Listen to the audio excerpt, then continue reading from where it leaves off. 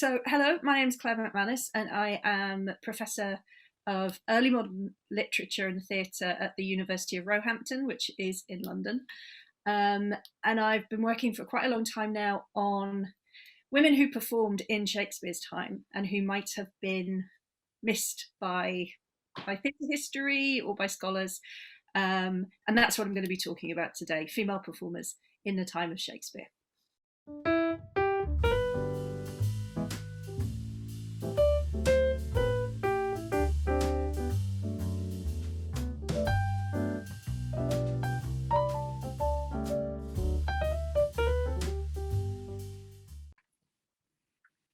Professor McManus, what can you tell us about women who performed in Shakespeare's time?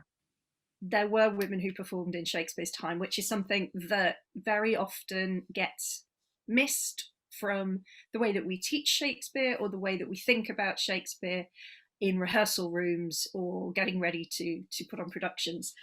So the first thing to say is, sadly, there are, to the best of my knowledge, no women who performed in Shakespeare's plays themselves when they were being written. So we kind of have to give up that hope.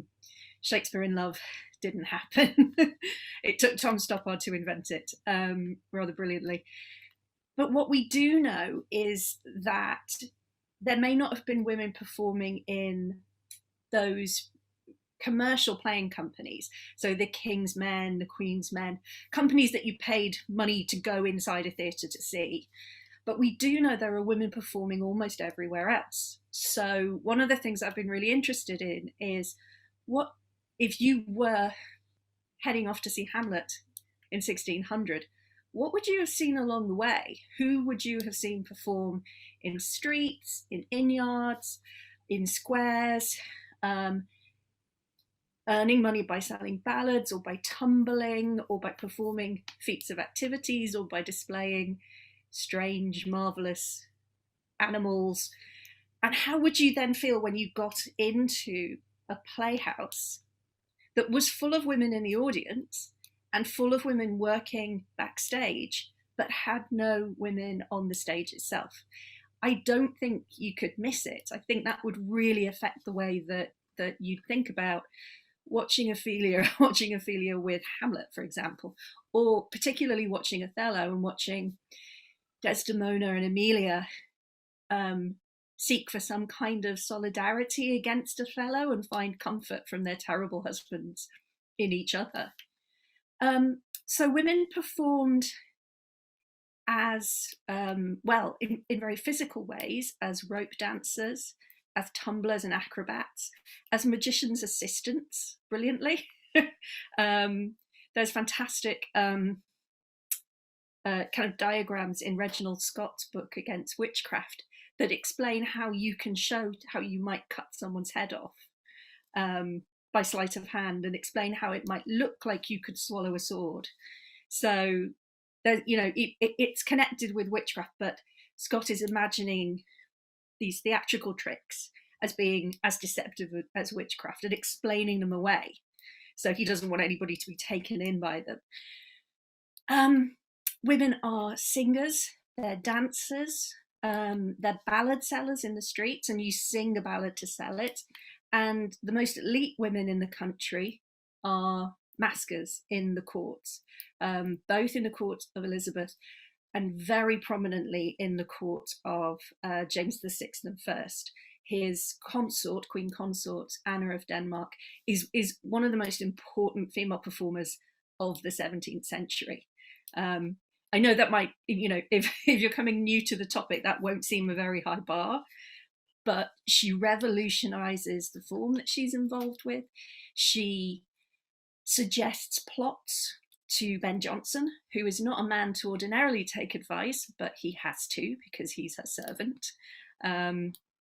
And she performs in a series of really remarkable masques in that first decade of the 17th century that really change what court performance is about. So it's very easy to think, that everything interesting to do with women stops with Elizabeth I because she's there for so long and she's so remarkable. But actually, Anna of Denmark is very interesting in her own right. You mentioned women working in theaters, but do you have any record of women working, well, maybe at the box office or designing costume? Absolutely, yeah. There's some really exciting work going on in the field at the moment, and if anybody's interested in following it up, I would look at the work of Natasha Corder, who has uncovered records of women working in the textile and linen and pawnbroking industries, providing actors, playing companies with costumes, and there are no props in early modern theatre. It's all about the costume, and we know that there are women making headdresses, there are women dressing actors, and there are women trading in the materials that these actors are going to wear as well. So Natasha Corder's book is an absolutely brilliant piece of investigation and thinking about what it means for women to work in the theatre. And the other one is, it's another Roehampton project, actually, by my friend and colleague Andy Kesson and Lucy Munro. And they uncover women who are involved in building theatres, owning shares in theatres, and actually constructing playhouses. There's an amazing woman called Margaret Brain who has to take up a broom at one point and chase creditors away from her theatre door. And when you think of that, that instantly changes how you feel about Shakespearean theatre. It's happening in a world in which women are involved economically and involved by their labour as well. So they're paying, they have the funds to do this, they invest. And more we're finding women who own playhouses in one way or another. There's a playhouse in Bristol which gets bequeathed to a woman called Sarah Barker after her husband dies. And women at certain points own very substantial parts of the playhouses that we think of as very male, very male dominated. So that picture is changing really quickly, actually, because of the work of these amazing researchers. One day. And why weren't they allowed to perform in like a professional theater, or were they? I mean, is there any law against women on stage, or it's just something that was like the fashion of that time? It's such an important question, because we often so if we start at the other end and we think about the 1660s and we think about Charles II returning to England from France, having been, covered in actresses effectively. And we think about that proclamation that he makes in 1662 when he outlaws boys playing women's roles, which leads to what is usually called the first women actresses. But if you go back to Shakespeare's time, to the Elizabethan or the Jacobean reign, there's no piece of legislation to match that. There's no act of parliament, there's no royal proclamation, there's nothing in law to stop women performing. So it's custom, I think. It's partly because the playing companies emerged from the guilds, and so most young apprentice actors are actually apprentices to guilds as well. So David Cathman's done some amazing work on this. He's an amazing archival scholar, and he's uncovered, records of the boys who were apprenticed to the grocers or the goldsmiths and so on. Also, some scholars have argued that theatres aren't reputable, and that, women wouldn't want to be seen on those stages. There are really strong connections between the idea of a public woman and a woman who is selling herself, selling her body. So, and we have to think about, this is a time when it's even peculiar or frowned on for women to publish their words. Even that level of sort of public behavior is seen as disreputable. And what about Queen Anne and her masks performances? Anna is a really interesting figure because she comes to England from Denmark via Scotland, and she has a very strong sense of her own importance, as she calls herself the mother, sister, wife, and daughter of kings. So this woman is not to be pushed around. And she begins performing in 1604, so 1 year after James comes to the throne.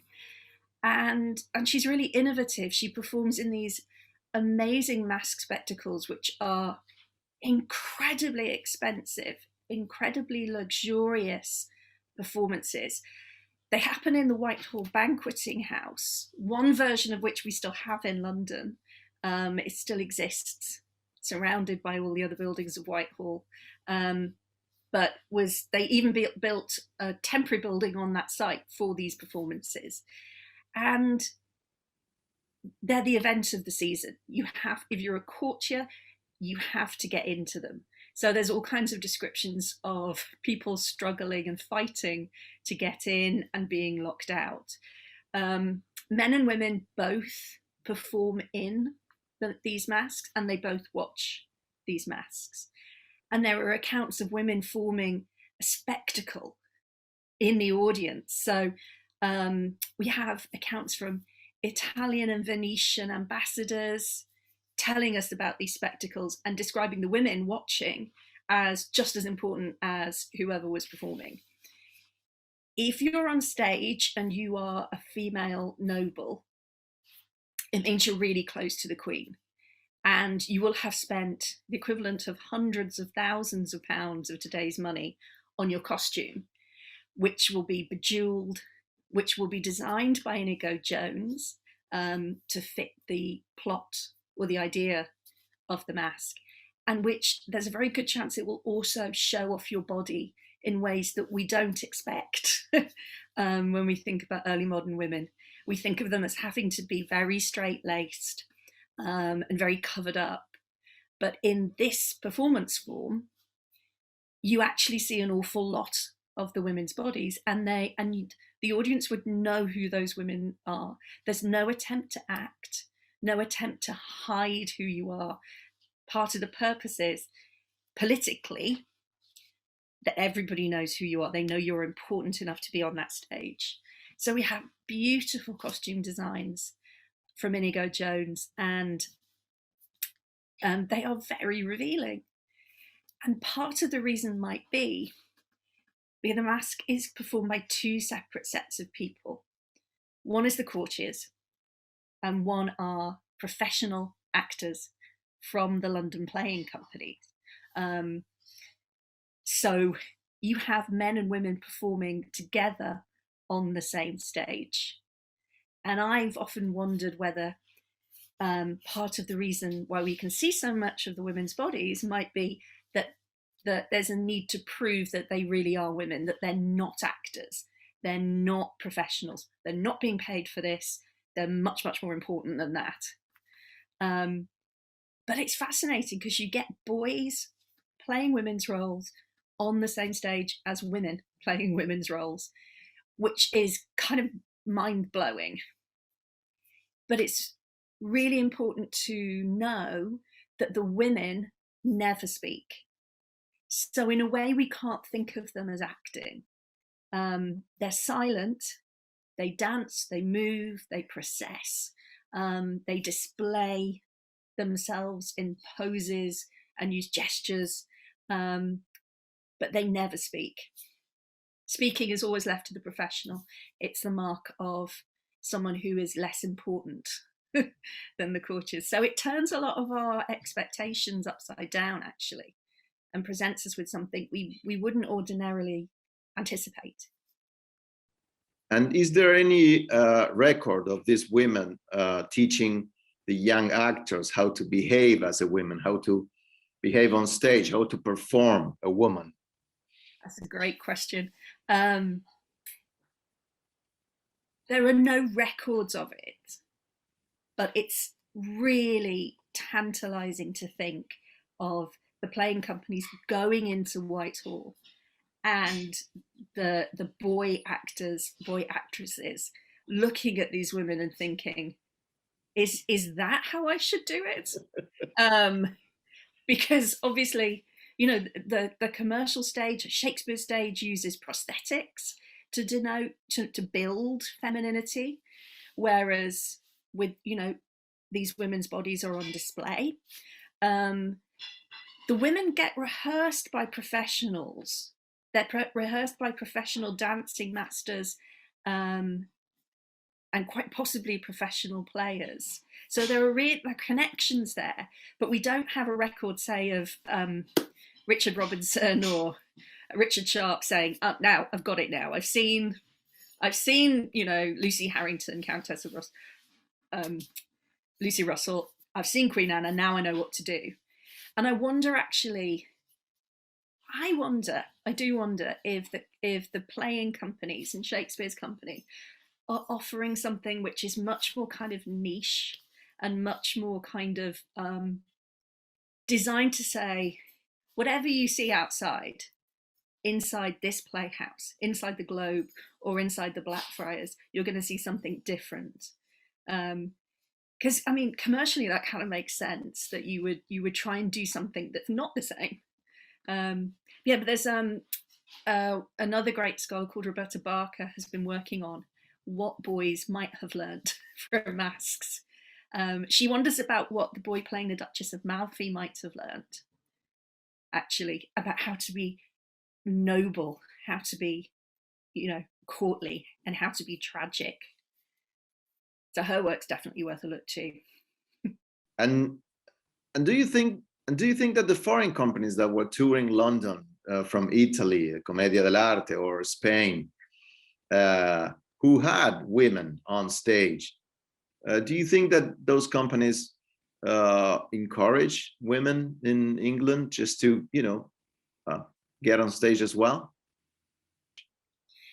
Yeah, so that's another really good question. It definitely creates economic opportunities. You know, we know that when the Commedia dell'arte go to Elizabeth's court, for example, we know that there are all kinds of tire women who are making headdresses, and you know, so you know, you get that kind of ripple effect of money and busyness creating more money. It's really hard to say, because I think a lot of what English theatre does is say, this is so typical. It says we're not European, and that's a really embarrassing thing to say at this point in history. But I think it's been a feature of, yeah, an embarrassing feature of Englishness for a long time. Because if acting is kind of about emulation, like being surpassing, overgoing, going one better than the person who played your part. So in something like Othello, for example, when I think about the Willow Song, I can, and bringing that really English song into a play that's set in Italy and set in Cyprus, that's a really odd move. And I can see a moment where Shakespeare might be saying, our boy actresses can sing just as well as you Italian women. Don't you worry about it. And you've got that reputation of Isabella Andreini, who is known as a singer and known as, you know, this expert lamenting woman driven mad by love. And I do wonder what happens when you put the two together. And I kind of think that in Othello, Shakespeare might be making a pitch for saying, no, English boys are just as good as Italian women. So I don't know if it offers opportunity, but it definitely starts kind of competition, we would say. And again, I'm sorry, sorry for the English attitude, but there you go. Is there any record about the first time that a woman performed in a professional company? And what about the Roaring Girl? Well, the Roaring Girl is fascinating because it centres on this real life figure, Mary Frith, who gets called Moll Frith, or Moll Cutpurse in the play. And I mean, it's tricky writing a play about a real life figure, and the play offers a really sanitized version of this person's life. And you know, we're not at all sure how Frith would have written about their own gender. So we're not sure what pronoun to use. But they're an absolutely remarkable figure. Possibly a trans individual, which is fascinating. Definitely someone who cross-dresses. Definitely someone she's actually involved in the linen and the pawnbroking industry that props up the theatres. But in April 1611, when the Roaring Gull gets played at the Fortune Theatre, Frith turns up and sits at the side of the stage and plays the lute and gives a speech to everybody in the audience, asking them to come back to hers, where she'll prove she's a woman. And she, you know, we know a lot about her because she ends up in court quite a lot, not for being on stage, but for lewdness and general roguery. There's an amazing moment where she's supposed to do penance on St. Paul's Cross, but she gets horrifically drunk and mocks the whole thing until the preacher who's trying to read her the sermon bursts into tears. It's an absolutely brilliant story. But Frith is at the side of the stage watching a boy play the part of Moll. We can then, if we zoom on and look for the first kind of record of a woman that we know playing in a play as we think of a play, you know, put very simply, we have to wait till 1660. And that is, it's the 8th of December, 1660, and it's a production of Othello.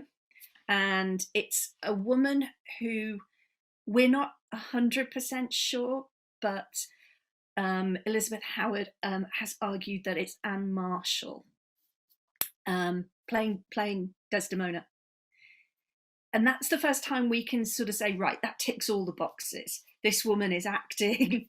She's acting in a commercial company. It's in London. It's in Drury Lane, or near Drury Lane, sorry. And it's a play.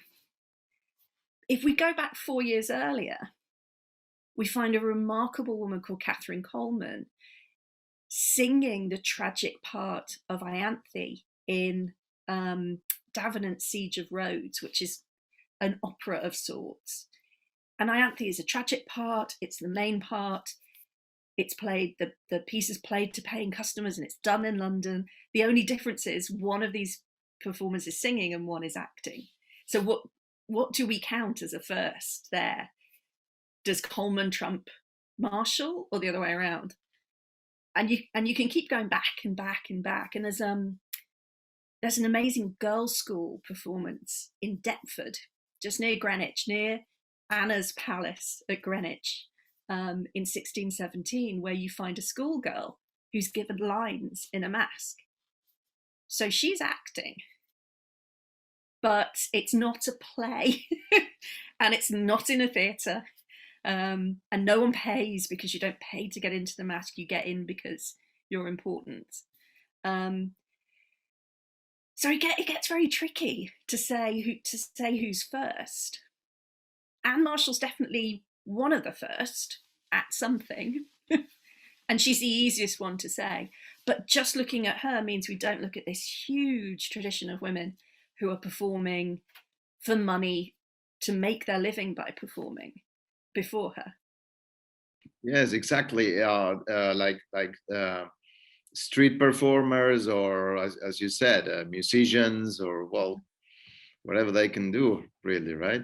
Yeah, absolutely. And we know that women are rope dancing, you know, which is kind of very acrobatic tightrope walking.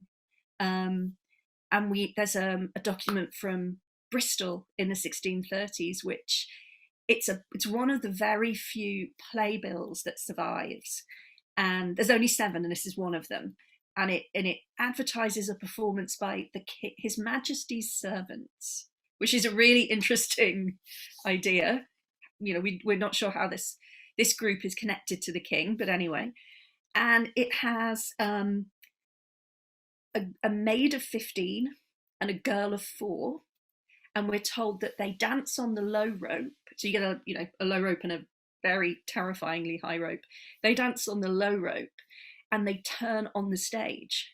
So they're tumbling, they're doing acrobatic tricks, they're being flexible and dynamic and powerful, again, in ways that we don't really expect early modern women to be. We think of them as very, upright, whereas these women are turning themselves upside down and doing amazing somersaults, cartwheels, whatever.